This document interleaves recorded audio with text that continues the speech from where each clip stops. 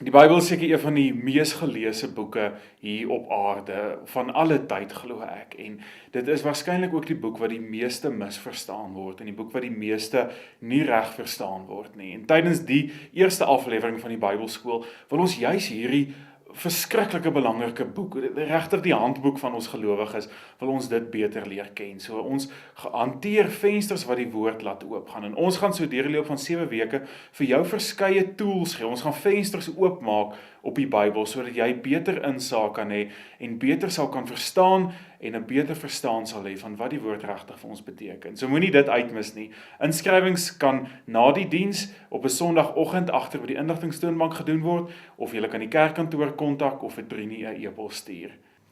Dis nogal 'n mooi woord, nee, die e-toerusting. Dit beteken eintlik dat ons die elektroniese media gebruik om ons mense toe te rus. So benewens die Bybelskool waarvan Wimpie gepraat het ons dan ook hierdie, noem dit maar afstandsonderrig, afstandsprogram met die tema disippelskap. Disippelskap is natuurlik geweldig belangrik, want dit is die roeping van elke gelowige om 'n disipel te wees in hierdie wêreld. Nou, hierdie disippelskapskursus gaan jy in jou motor luister op pad werk toe.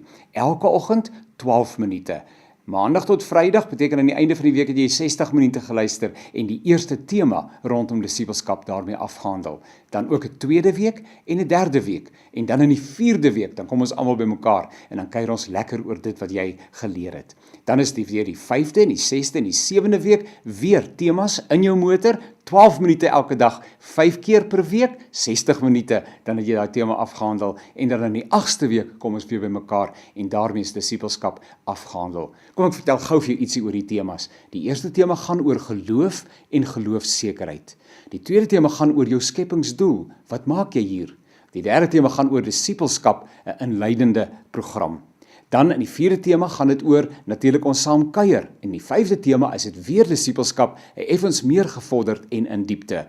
Dan in die volgende week praat ons oor die gawes wat jy ontvang het en wat jou uniek en besonders maak. En in die laaste week voor ons gesamentlike sessie praat ons oor die belangrike werk van die Heilige Gees en daarna praat ons oor jou roeping in hierdie wêreld. Ons praat van jou missionale verantwoordelikheid. So is 'n klomp baie belangrike temas rondom disippelskap en jy kan gerus by die inligtingstoonbank jou besonderhede gee sodat ons jou kan registreer. R50 per reeks, R100 vir die hele disippelskapskursus.